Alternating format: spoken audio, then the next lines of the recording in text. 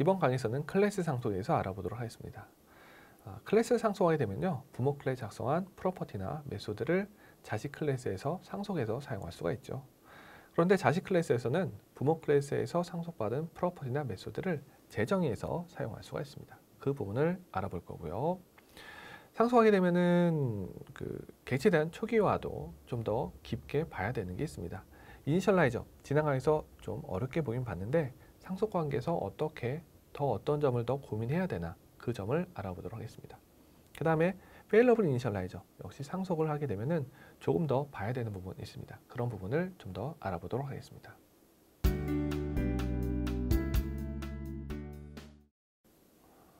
그럼 클래스 상속은 무엇이냐? 상속을 하게 되면요, 부모 클래스를 통해서 새로운 자식 클래스를 만들게 되죠. 자식 클래스를 정의할 때 부모 클래스를 상속한다. 그럼 부모 클래스에 작성한 프로퍼티와 메소드를 상속해서 사용할 수가 있게 됩니다. 그럼 스위프트에서 클래스 상속은 어떻게 되냐? 일단 스위프트의 상속은 단일 상속만 지원합니다. 하나의 부모 클래스만 가질 수가 있고요. 상속을 하기 위한 클래스 문법은 작성하기 위한 문법은 클래스 이름 작성하죠. 콜론 이후에 부모 클래스의 이름을 작성합니다. 이런 식으로 상속하는 스위프트의 문법을 알아봤습니다. 코드를 한번 살펴보도록 하겠습니다. 일단 부모 클래스를 하나 작성하겠습니다. 페어런츠라는 이름의 부모 클래스가 있고요. 프로퍼티와 메소드가 있습니다. 그럼 자식 클래스를 만들게요. child라는 이름의 자식 클래스가 있고요. 콜론 부모 클래스를 작성했습니다. 이렇게 되면은 객체를 만들 때 자식 클래스의 객체를 만듭니다.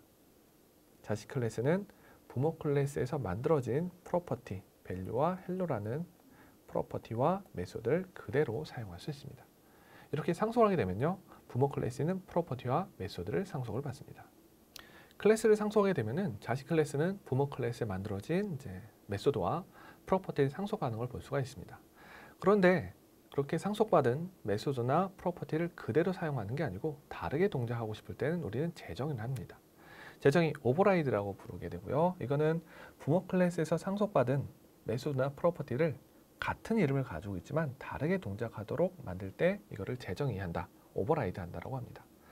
이때는 메소드나 프로퍼티를 만들 때 조금 다른 키워드를 붙여요. 앞에다가 오버라이드라는 걸 붙여줍니다.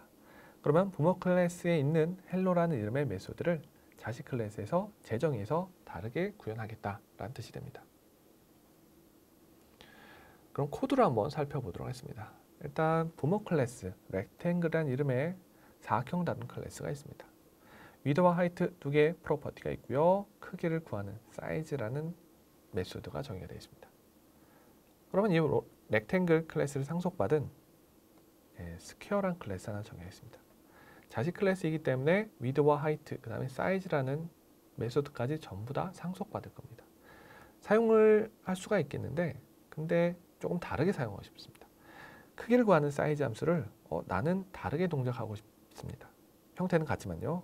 그래서 오버라이드라는 키워드를 앞에 붙이고요. 그 다음에 다른 방식으로 동작하도록 구현을 합니다.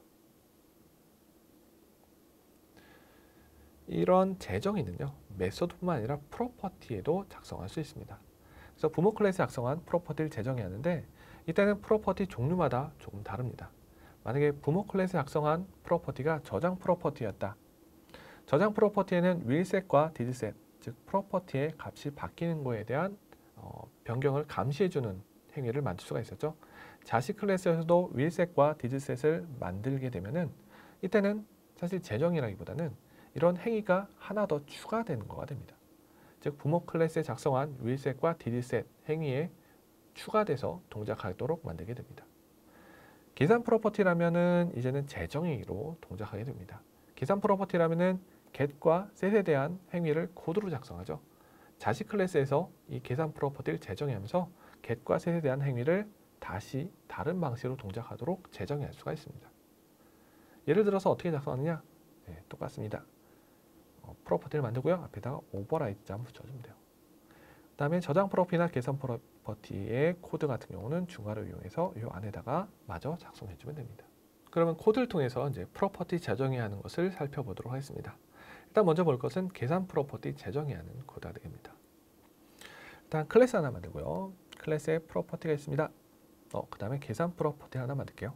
이름은 isSquare라는 이름의 계산 프로퍼티가 됩니다. 내부 동작하는 코드는요, 가로 길이와 세로 길이를 비교해서 같으면 true가 반환되는 계산 프로퍼티가 됩니다.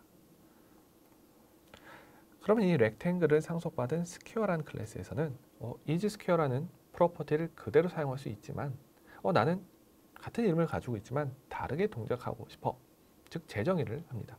그래서 오버라이드를 앞에 붙이고 계산 프로퍼티 작성합니다.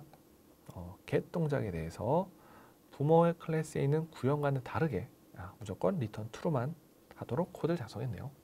이런 형태로 이제 계산 프로퍼티의 재정의하는 코드를 살펴봤습니다. 다음은 저장 프로퍼티에 대한 재정의를 살펴보도록 하겠습니다. 엄밀하게 말하면 재정의라기보다는요, 추가되는 행위가 됩니다. 만드는 방법은 아까 봤었던 계산 프로퍼티 재정의와 비슷합니다. 앞에다 오버라이드를 붙이면 되고요. 주어가로 안에다가 didset과 혹은 willset에 대한 코드를 넣어주면 됩니다. 이렇게 작성한 건요, 부모 클래스에 혹시나 didset을 만들었다면 추가돼서 동작하게 됩니다. 즉 부모 클래스에도 하나를 만들었다, 자식 클래스에도 하나 만든 게 추가돼서 두 개가 동작하게 됩니다. 이렇게 간단히 이제 재정의에 대해서 알아봤는데요. 여기서 주의할 사항을 한번 짚고 넘어가겠습니다. 먼저 재정의하는 메소드를 재정의하거나 혹은 프로퍼티를 재정의하는 상황인데 그 앞에 오버라이드라는 키워드를 누락하게 되면 에러가 납니다. 그리고 또 재정의가 아닌 새로운 메소드 혹은 새로운 프로퍼티를 만드는 건데 앞에다 오버라이드라는 키워드를 붙이게 되면 에러가 발생합니다. 그 다음에 부모 클래스에 fine이라는 키워드가 붙이면 이 fine이라는 의미는 오버라이드를 하지 말라는 의미가 됩니다. 이 fine이라는 클래스나 프로퍼티 혹은 메소드에 붙일 수가 있습니다. 이렇게 해서 간단히 재정의할 때 주의사항을 살펴봤습니다. 이번에는 super라는 포인터를 한번 살펴보도록 하겠습니다. 지난번에 클래스를 다룰 때 self라는 포인터가 있다고 그랬었는데요. 이번에 super라는 포인터입니다. super라는 포인터는 상속을 했을 때 부모 클래스에 있는 부분을 참조하기 위한 포인터가 super가 됩니다. 그럼 언제 사용하느냐? 재정의할 때. 재정의했는데 부모 클래스에 작성한 구현 부분을 참조하고 싶을 때 super를 사용합니다.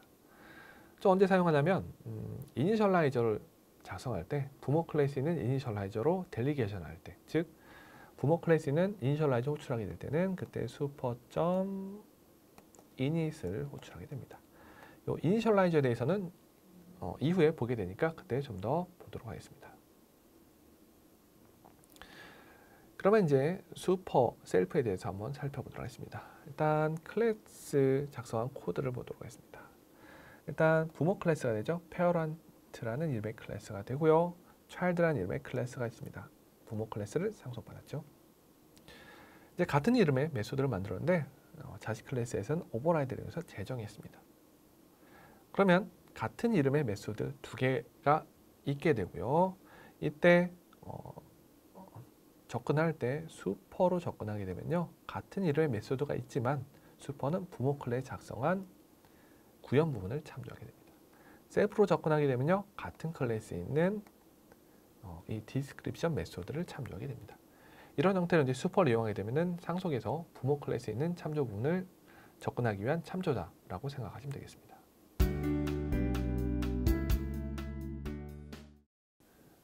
우리가 이제 클래스를 다루다 보면은 이제 객체를 어떻게 초기화할 것인가, 그건 항상 고민해야 되는 사항이 됩니다. 이런 객체에 대한 초기화와 상속이 결합이 되면은 조금 어려움이 발생합니다. 우리가 좀 더 고민해야 되는 부분이 많이 있는데 그런 부분에 대해서 한번 살펴보도록 하겠습니다. 일단 상속하게 되면요. 부모 클래스에서 작성한 프로퍼티를 상속받죠. 그다음에 프로퍼티 중에서는 초기화가 필요한 프로퍼티가 있습니다. 그러면 이니셜라이저를 만들어야 됩니다. 이때 이 이니셜라이저를 만들 때 두 가지를 고민해야 돼요.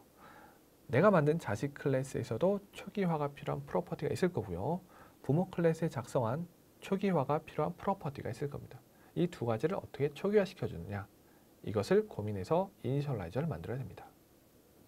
그럼 여기서 이제 짚고 넘어갈 게 하나 있습니다. 이니셜라이저는 과연 상속을 하는가 안 하는가. 일단 클래스 상속하게 되면은 일단 메소드는 상속한다. 이거는 우리 모두가 이미 알고 있는 거죠. 그럼 그 중에서 이니셜라이저도 과연 상속을 하는가?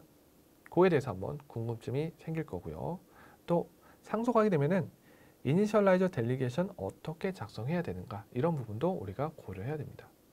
먼저 결론을 이야기하자면 이니셜라이저는 상속을 하는데 제한된 조건에서만 상속합니다. 이 조건에 맞지 않으면 이니셜라이저를 상속하지 않습니다. 그러면 이니셜라이저 상속하는 이제 특별한 조건, 제한된 조건을 한번 살펴보도록 하겠습니다. 두 가지가 있는데요. 일단 먼저 볼 것은 자식 클래스에 데지네이트 이니셜라이저를 만지지 않았을 경우입니다. 즉 뭐냐면 별도로 초기화가 필요하지 않은 경우예요. 즉 자식 클래스에서 프로퍼티를 만들었는데 전부 다 초기 값이 있거나 혹은 옵셔널 타입으로 만들었을 때 그런 경우라면은 부모 클래스에서 상속받은 이니셜라이저만으로도 자식 클래스의 객체를 충분히 초기화할 수가 있습니다. 그런 경우에는 부모 클래스에 있는 데지네이트 이니셜라이저와 컨비니언스 이니셜라이저를 상속받습니다. 두 번째 조건은 약간 더 복잡한데요. 일단 자식 클래스에서 부모 클래스에 만든 모든 데지네이티드 이니셜라이저를 재정의한 경우에 발생합니다. 그런 경우에는요.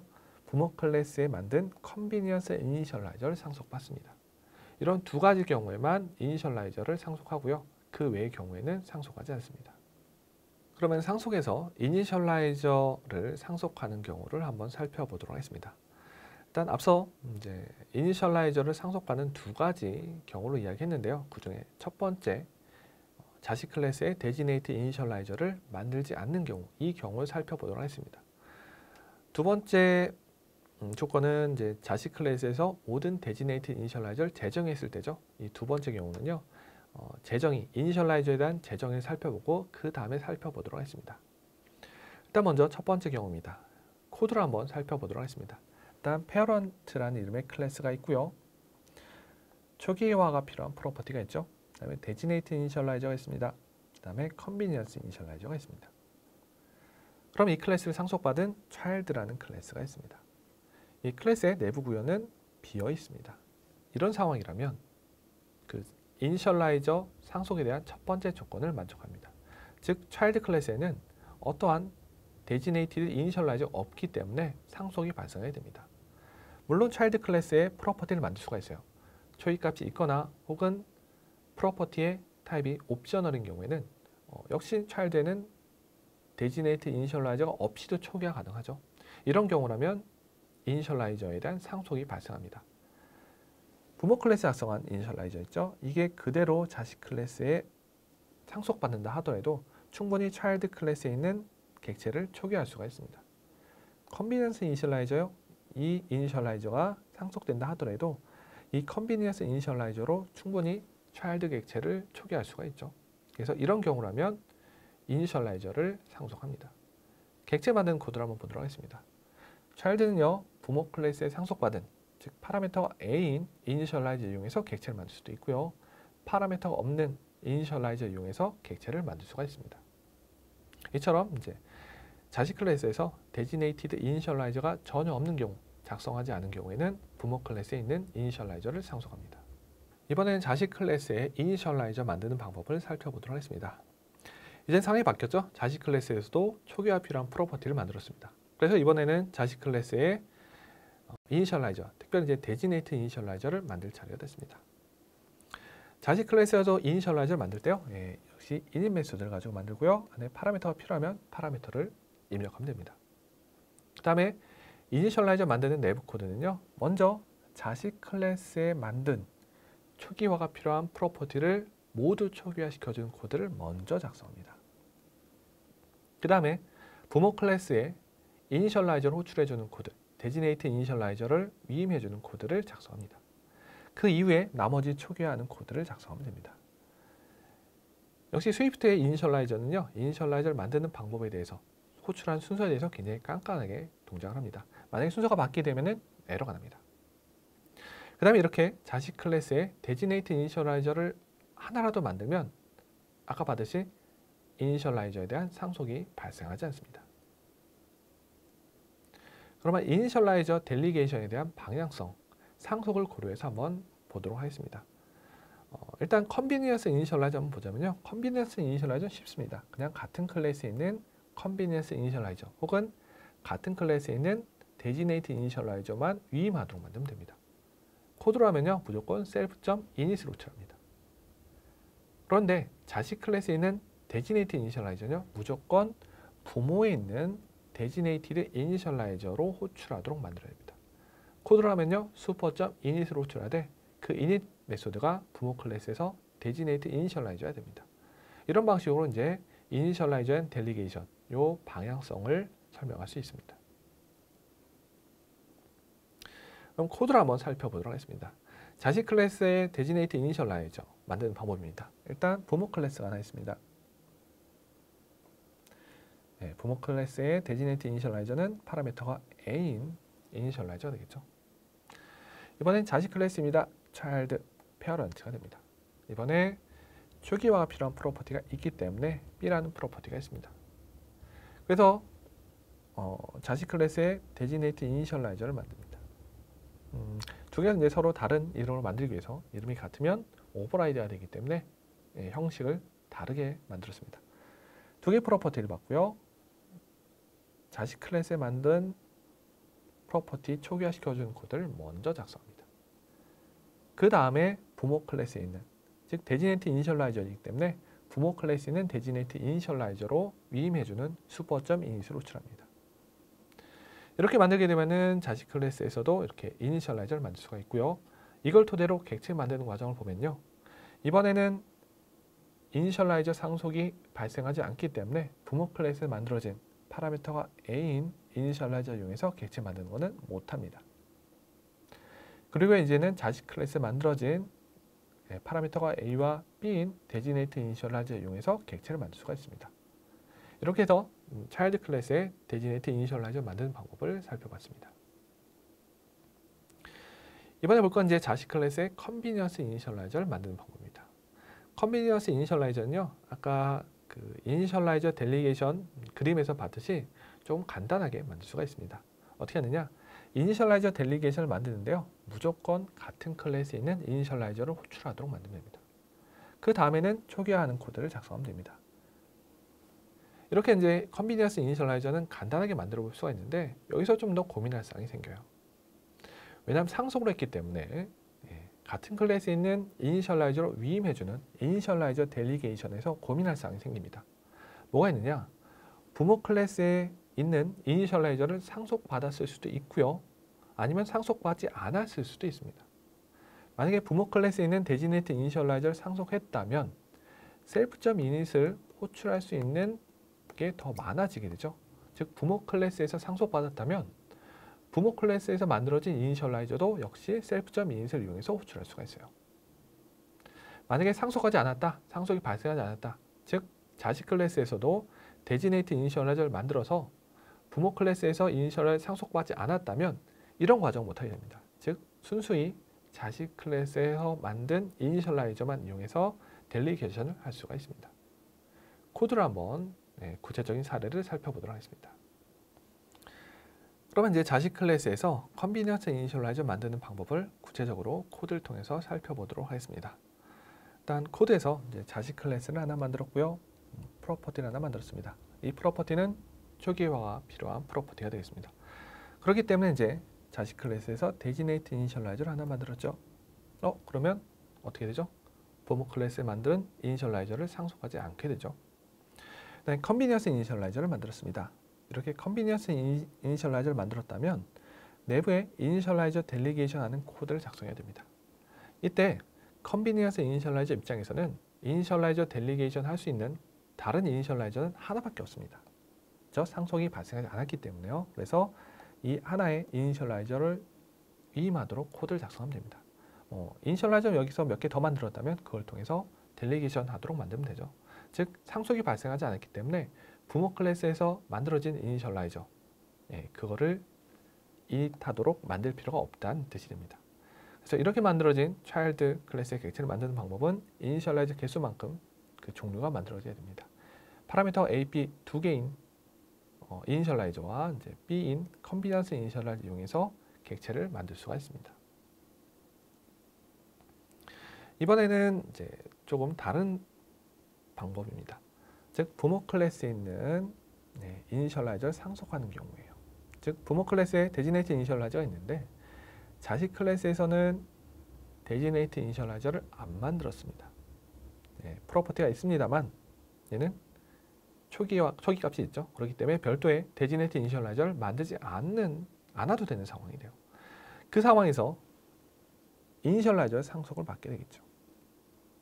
이때 컨비니언스 이니셜라이저를 만들 때 두 개가 이니시지만 이제 외부 파라미터가 A고 여기서는 B가 되기 때문에 서로 다른 메소드가 되죠. 예.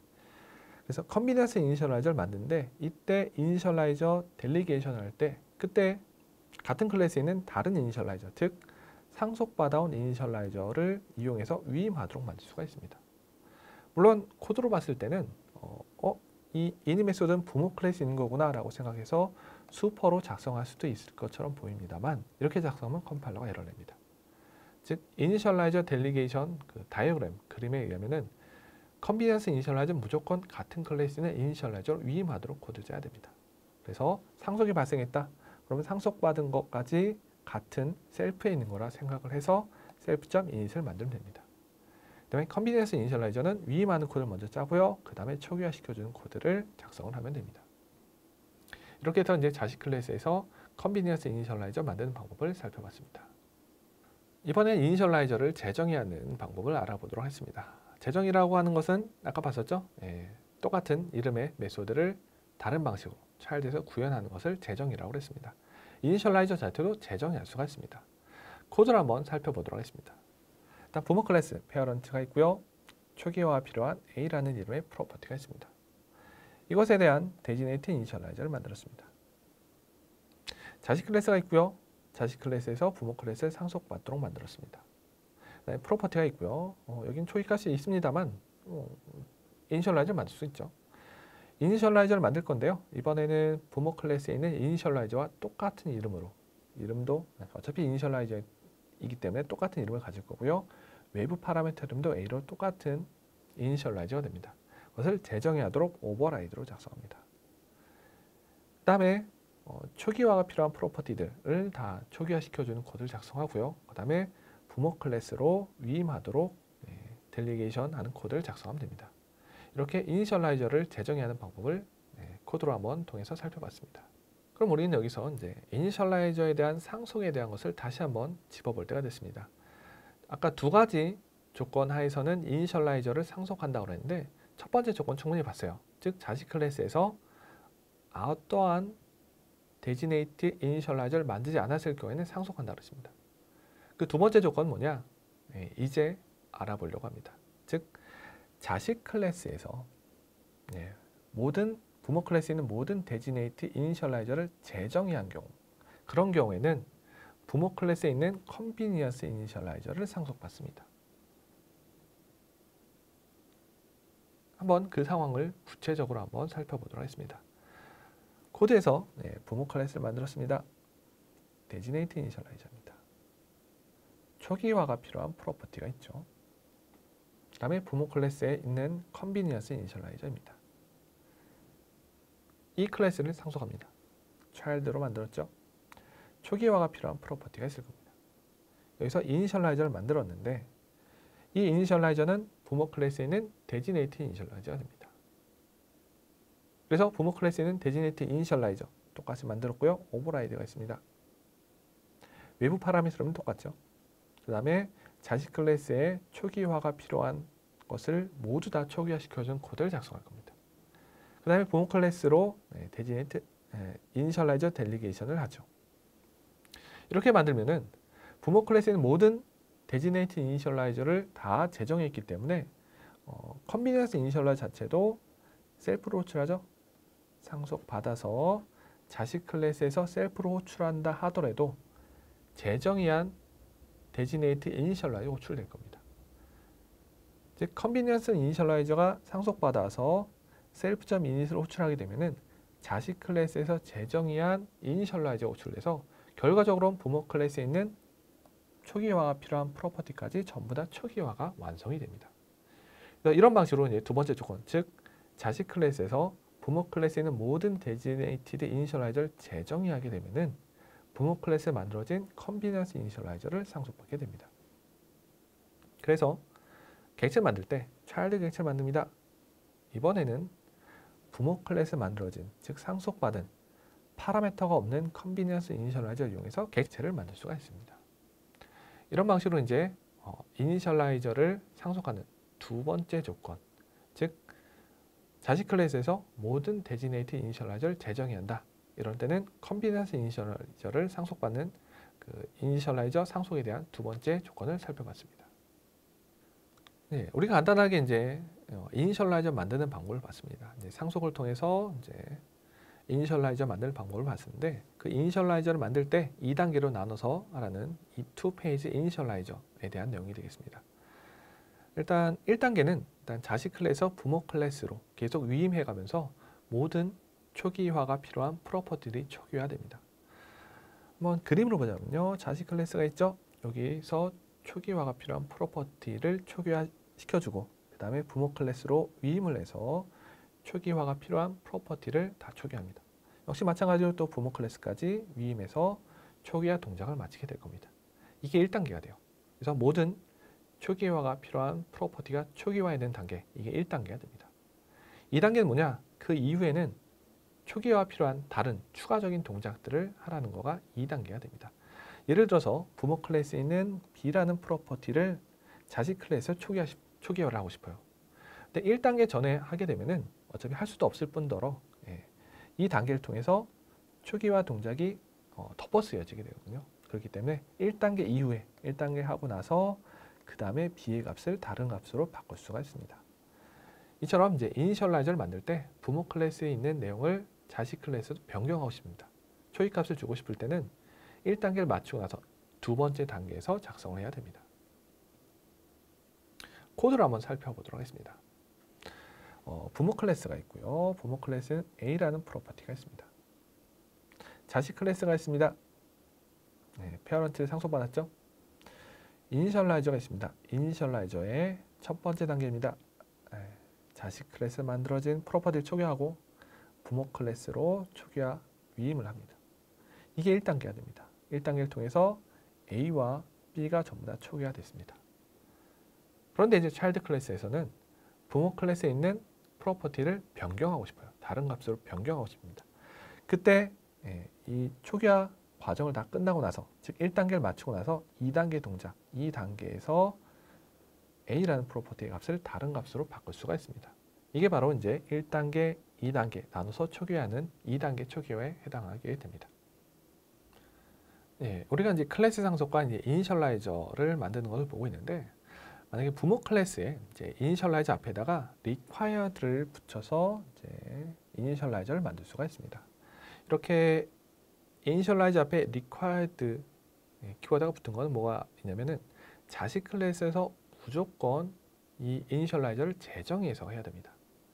만약에 자식 클래스에서 이 required 자를 붙은 이니셜라이저를 만들지 않으면 컴파일러가 에러를 냅니다. 그 다음에 재정이 하더라도 오버라이드 키워드는 생략을 하고요. required라는 키워드는 붙여줘야 됩니다. 만약에 자식 클래스 만드는 게 convenience다. convenience, required 둘 다 키워드를 유지를 해줘야 됩니다. 한번 코드로 살펴보도록 하겠습니다. 부모 클래스가 있습니다.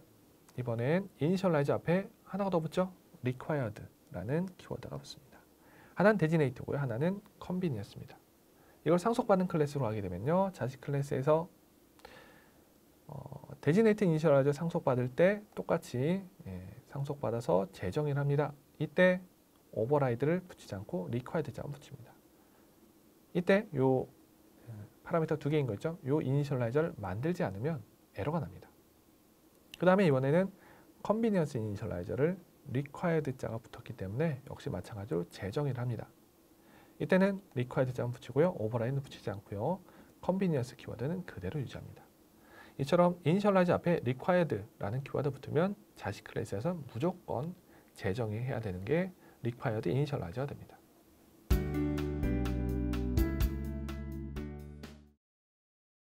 그 다음에 이니셜라이저 중에서 이제 failable 이니셜라이저라는 걸 만들어 봤었죠. 만약에 상속에서 부모 클래스에서 failable 이니셜라이저가 있다면 자식 클래스에서 어떻게 만들 것인가 라는 게 있습니다. 상속에서 부모 클래스의 이니셜라이저로 위임하게 되는데 부모 클래스에 failable 이니셜라이저 위임하는 경우 이런 경우 부모 클래스에서 초기화가 성공이 안 되죠. 닐이 반환돼 버리게 됩니다. 이런 경우에 즉 자식 클래스에서 위임을 했는데 부모 클래스의 failable 이니셜라이저로 위임하는 경우에는 자식 클래스도 무조건 failable 이니셜라이저로 만들어야 됩니다. 그렇죠? 부모 클래스에서 초기화 안 되고 닐이 반환될 겁니다. 그럼 자식 클래스에서는 부모 클래스에 있는 프로퍼티를 초기화할 수가 없죠. 그렇기 때문에 자식 클래스도 당연히 페일러블 이니셜라이저로 만들어야 됩니다. 그 다음에 페일러블 이니셜라이저를 부모 클래스에 만들어진 페일러블 이니셜라이저를 재정해야 할 수가 있는데 이때는 몇 가지 선택사항이 있습니다. 즉 페일러블 이니셜라이저를 그대로 페일러블 이니셜라이저로 만들 수가 있습니다. 혹은 부모 클래스의 페일러블 이니셜라이저를 논 페일러블 이니셜라이저로 재정해야 할 수가 있습니다. 이땐 어떤 게 있냐? 부모 클래스의 이니셜라이저를 호출할 때, 델리게이션 할 때 논 페일러블 이니셜라이저로 만들어야 되는 첫 번째 아까 봤었던 이 조건을 만족해야만 논 페일러블 이니셜라이저로 만들 수 있습니다. 이런 반대로 논 페일러블 이니셜라이저를요, 페일러블 이니셜라이저로 재정하는 건 컴파일러에서 금지시킵니다. 이렇게 할 수가 없습니다. 그럼 코드를 통해 가지고 페일러블 이니셜라이저를 재정해야 하는 구체적인 사례를 한번 살펴보도록 하겠습니다. 일단 클래스를 만들었고요. 이번에 이니셜라이저 두 개 있습니다. 하나는 페일러블 이니셜라이저. 조건이 안 맞으면 닐이 반환되죠. 그 다음에 이번에 페일러블이 아닌 논 페일러블 이니셜라이저가 있습니다. 두 가지 이니셜라이저를 가진 클래스가 있고요. 이 클래스를 상속받은 클래스를 두 개 만들었습니다. 자식 클래스가 됩니다. 그래서 이니셜라이저를 재정해야 하는데요. 부모 클래스의 페일러블 이니셜라이저를 재정했는데 이번엔 논 페일러블로 만들었습니다. 이렇게 이제 페일러블 이니셜라이저를 논 페일러블 이니셜라이저로 재정해야 할 수가 있는데 대신 이니셜라이저 델리게이션 할 때 부모 클래스에 있는 논 페일러블 이니셜라이저를 호출해야 됩니다. 페일러블 이니셜라이저를 호출하게 되면은 자식 클래스에서는 무조건 페일러블로 만들어야 돼요. 그래서 다시요. 자식 클래스에서 논 페일러블, 페일러블이 아닌 이니셜라이저를 만들려고 한다면 부모 클래스에 있는 정상적인 객체를 반환하는 논 페일러블 이니셜라이저를 호출해야 됩니다. 그 다음에 이번엔 두 번째 경우입니다. 즉 부모 클래스의 페일러블 이니셜라이저를 똑같이 페일러블 이니셜라이저로 이제 재정해서 만들 수 있습니다. 이때는 페일러블 이니셜라이저로 델리게이션 해도 되고요. 아니면 논 페일러블 이니셜라이저로 델리게이션 해도 괜찮습니다. 이렇게 해서 이제 페일러블 이니셜라이저를 재정해야 하는 몇 가지 사례를 살펴봤습니다.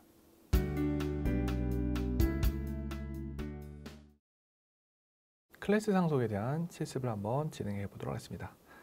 일단 클래스 하나 만들고요. 부모 클래스가 되겠습니다.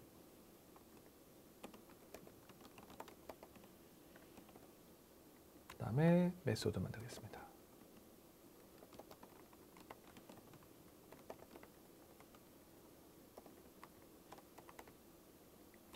이번엔 자식 클래스를 만들어서 부모 클래스를 상속하도록 만들겠습니다.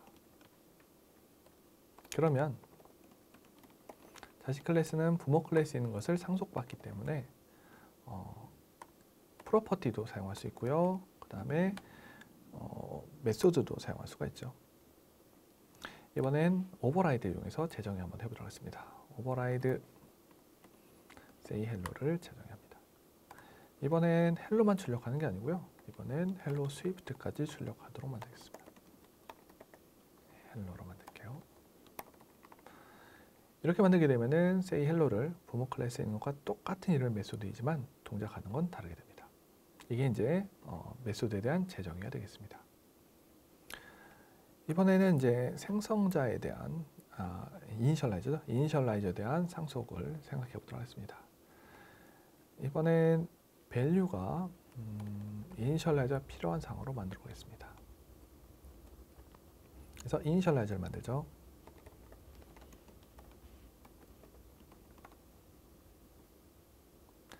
그러면 자식 클래스에서는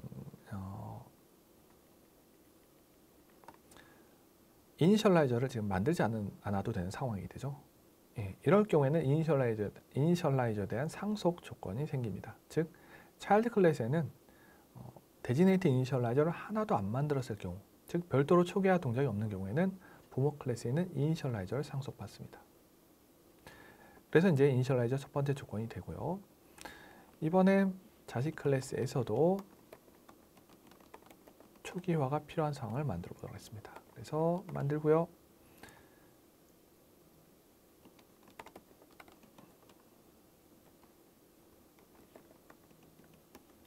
자식 클래스도 만들었죠.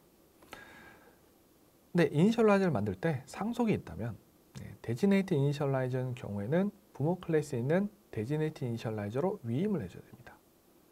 그래서 슈퍼.init을 호출해야 됩니다. 부모 클래스에 있는 데지네이트 이니셜라이저 하나만 있네요. 이렇게 호출해서 자식 클래스에서도 사용할 수가 있습니다. 이러면 이제 상속에 대한 조건이 깨지죠. 아까는 파라미터가 없는, 즉 부모 클래스에 상속받은 이니셜라이저를 통해서 객체를 만들었다면 이제는 자식 클래스에서는 데지네이트 이니셜라이저를 만들었기 때문에 상속이 되지 않습니다. 그래서 여기서는요,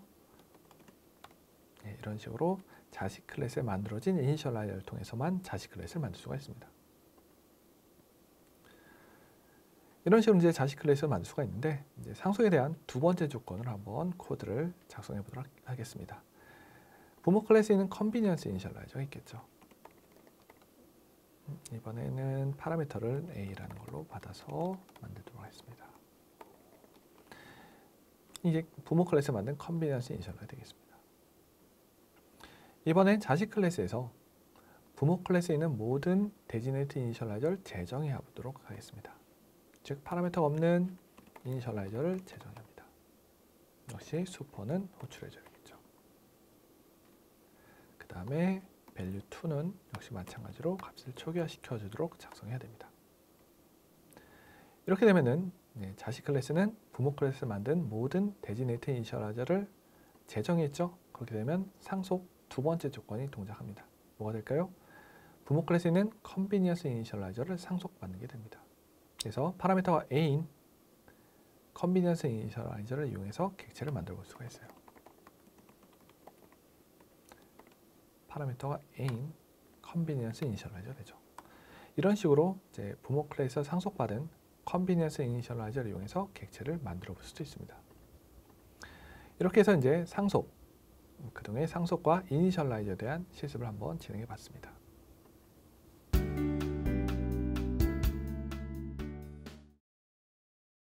지금까지 상속에 대해서 한번 알아봤습니다. 일단 클래스 상속과 재정의를 알아봤죠. 그래서 클래스 상속하는 문법과요, 그 다음에 프로퍼티, 메소드 상속을 하게 되는데 어떻게 재정의 하느냐를 살펴봤습니다. 프로퍼티 같은 경우는 계산 프로퍼티와 저장 프로퍼티 별로 재정의하는 방식이 조금 달라졌습니다. 그 다음에 클래스 상속에서 이니셜라이저를 어떻게 만드나를 봤었죠. 그래서 이니셜라이저를 상속받는 두 가지 경우를 봤습니다. 즉 자식 클래스에서 데지네이트 이니셜라이저를 안 만든 경우, 혹은 모든 데지네이트 이니셜라이저를 재정해야 하는 경우, 그런 경우 상속이 발생했었죠. 그 다음에 자식 클래스에서는 부모 클래스로 이제 그 이니셜라이저 델리게이션 해야 되는 그런 부분을 알아봤습니다.